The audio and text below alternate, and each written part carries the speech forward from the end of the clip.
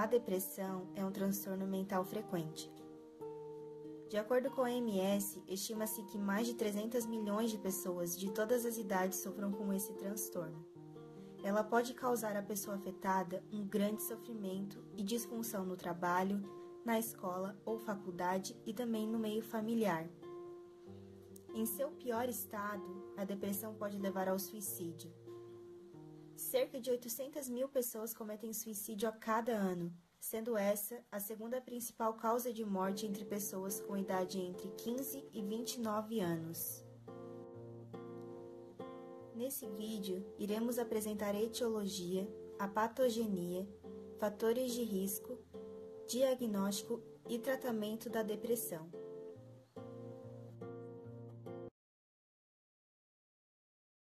As principais teorias relativas à base biológica da depressão situam-se nos estudos sobre neurotransmissores e seus receptores, embora outras áreas também estejam sob investigação.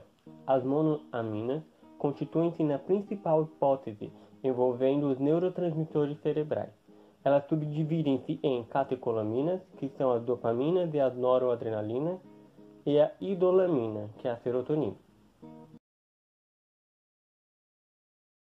Patogenia. Existem algumas hipóteses relacionadas à depressão. Uma das hipóteses mais importantes é a monoaminérgica da depressão, que é relacionada lá no neurônio pré-sináptico, onde existem vesículas, onde dentro delas existem monoaminas, que são dopamina, noradrenalina e serotonina. Essas monoaminas, elas são liberadas lá na fenda sináptica, onde são captadas pelos receptores pós-sinápticos e também elas são recaptadas pelos receptores pré-sinápticos. Em pessoas depressivas, há uma diminuição dessas monoaminas lá nas vesículas, fazendo assim com que haja uma diminuição das monoaminas na fenda sináptica, diminuindo assim os seus receptores. Outro fator de hipótese é a redução de fatores de crescimento de BDNF. O BDNF é uma capa de proteção para o neurônio, fazendo assim com que, quando aumente o cortisol, diminua o BDNF, causando assim morte, lesão e menor atividade sináptica para o neurônio. Outro fator também é da desregulação do eixo HPA, que significa hipotálamo pituitária adrenal. Sabemos que para a formulação do cortisol, o estresse ele tem que estimular o hipotálamo, estimulando a hipófise e assim a suprarrenal. Esse mecanismo ele é regulado pelo feedback negativo, porque o cortisol ele irá mandar parar a produção dele lá no hipotálamo. Só porque essa hipótese da desregulação não vai funcionar, causando assim um desregulamento no mecanismo do cortisol. Outro fator de hipótese é a falta de neurotransmissores L-glutamato. Nós sabemos que o glutamato é o principal neurotransmissor excitatório do sistema nervoso central. A hipótese de alteração na estrutura e função do circuito excitatório e inibitório causa um aumento do nível cerebral de glutamato, causando uma hiperestimulação glutamatérgica, promovendo alterações na estrutura e função do neurônio, causando assim a depressão, já que o neurônio vai ter uma formulação incorreta do que deveria ser. Diferente do que muitos pensam, a relação causal entre serotonina e depressão está longe de ser bem resolvida na ciência. Essa ideia sobre a depressão, que ficou conhecida como a hipótese da serotonina, foi desenvolvida há cerca de 50 anos. Os primeiros antidepressivos, tais como os antidepressivos tricíclicos e os inibidores da monamino-oxidase, foram descobertos por acaso nessa época, enquanto eram testados para tratar outras condições médicas. Os pesquisadores perceberam que o humor das pessoas melhorava de forma inesperada depois de consumi-los. Esses medicamentos tinham diferentes efeitos no organismo, mas um desses efeitos era inibir a recaptação de serotonina pelos neurônios, além de afetar também os níveis de norepinefrina, por exemplo. Novos medicamentos tendo a serotonina como alvo, tais como os inibidores seletivos de recaptação de serotonina, foram desenvolvidos e conforme eles foram demonstrando efeitos em muitos pacientes, a hipótese da serotonina foi ganhando maior aceitação. Atualmente, sabemos que a hipótese da serotonina deixa muito a desejar. Se o problema na depressão fosse só uma deficiência de serotonina, bastaria mudar isso para ficar tudo bem. Na prática, os antidepressivos não funcionam com uma boa parte das pessoas. E mesmo quando eles funcionam, o aumento de serotonina deveria ter um efeito imediato, mas não tem. Na verdade, pode levar mais de um mês até que ocorram efeitos no humor, o que também não é coerente com a hipótese da serotonina. De acordo com o Ministério da Saúde, a depressão tem como fatores de risco histórico familiar, transtornos psiquiátricos correlatos, estresse crônico, ansiedade crônica, disfunções hormonais, dependência de álcool e drogas ilícitas, traumas psicológicos, doenças cardiovasculares, endocrinológicas, neurológicas, neoplasia, entre outros. Conflitos conjugais, mudanças bruscas de condições financeiras e desempregos também podem influenciar no desenvolvimento da doença. O diagnóstico de depressão é realizado através da escuta atenta às queixas do paciente e da busca ativa por sintomas que possam estar sendo negligenciados ou não falados. Lembrando que a depressão é um fenômeno dimensional e multifacetado. Dentro disso, as classificações diagnósticas e Manual Diagnóstico e Estatístico de Transtornos Mentais, a DSM-5, analisam a partir de parâmetros clínicos como duração, persistência, abrangência, perturbação do funcionamento psicológico e fisiológico e desproporção em relação a um fator desencadeante. Os sintomas que serão falados a seguir devem estar presentes por mais de 2 semanas no paciente.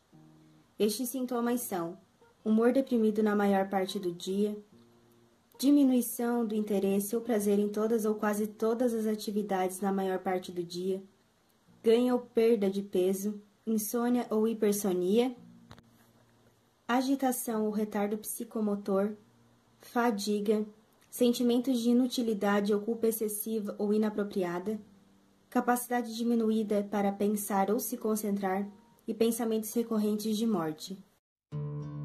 I had a black dog. His name was Depression. Whenever the black dog made an appearance, I felt empty and life just seemed to slow down. He could surprise me with a visit for no reason or occasion. The black dog made me look and feel older than my years. When the rest of the world seemed to be enjoying life, I could only see it through the black dog. Activities that usually brought me pleasure suddenly ceased to. He liked to ruin my appetite. He chewed up my memory and my ability to concentrate. Doing anything or going anywhere with a black dog required superhuman strength. At social occasions, he'd sniff out what compliment. Bom, com relação ao tratamento da depressão, são vários medicamentos utilizados para tratar a depressão, porém eu vou falar dos mais essenciais. Nós temos os inibidores seletivos da recaptação da serotonina, como a fluoxetina, os antidepressivos tricíclicos, como a tranilcipromina, os inibidores da monoaminoxidase, como a imipramina, e os inibidores seletivos da recaptação da dopamina, como por exemplo a bupropiona. Então, o que acontece? Eu vou começar falando a respeito da serotonina e da dopamina, que são os neurotransmissores da felicidade e do prazer. A pessoa que não tem depressão, ela tem uma certa quantidade de recaptação desses neurotransmissores pelos receptores na fenda sináptica. E a pessoa que apresenta a depressão, ela tem uma recaptação maior desses neurotransmissores. Então, é onde vai dar a tristeza na pessoa, a pessoa vai ficar para baixo, a pessoa vai ficar triste, enfim, todos os sintomas que a depressão causa. E como esses fármacos atuam? Eles atuam inibindo os mecanismos específicos de transporte da serotonina e da dopamina na membrana pré-sináptica. E dessa forma, eles bloqueiam o processo de recaptação e produzem um aumento nos níveis desses neurotransmissores. A depressão é uma doença e existem vários tipos. A depressão bipolar, que alterna euforia com estado de desânimo, a depressão maior, que é aquela pessoa que sempre foi feliz, alegre e de repente entra num quadro de desânimo, perda do prazer de viver, às vezes até ideias de suicídio. E tem a depressão distímica, que é aquela pessoa que sempre foi pessimista desde a evolução da personalidade. Por favor, quem está com depressão tem de procurar um profissional capacitado. Mas existem algumas técnicas preventivas, como aprender a se doar, diminuindo a expectativa do retorno, entender que por detrás de uma pessoa que fere há uma pessoa ferida, aprender a não se punir e não se cobrar demais, e criticar, discordar, confrontar do sofrimento por antecipação e de ruminação de perdas, mágoas e frustrações.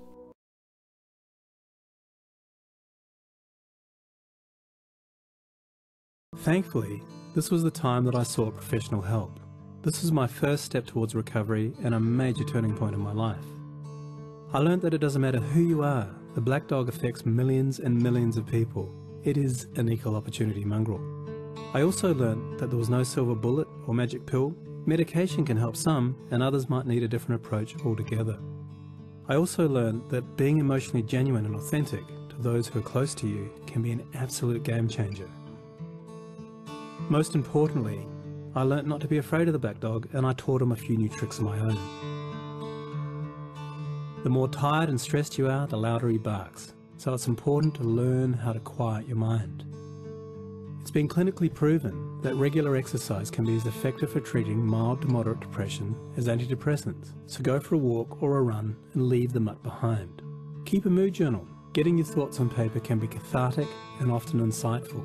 Also keep track of the things that you have to be grateful for. The most important thing to remember is that no matter how bad it gets, if you take the right steps, talk to the right people, black dog days can and will pass. I wouldn't say that I'm grateful for the black dog, but he's been an incredible teacher. He forced me to re-evaluate and simplify my life.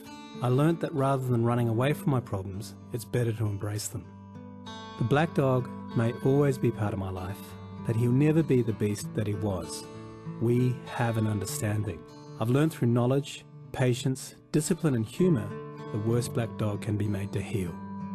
If you're in difficulty, never be afraid to ask for help. There is absolutely no shame in doing so. The only shame is missing out on life.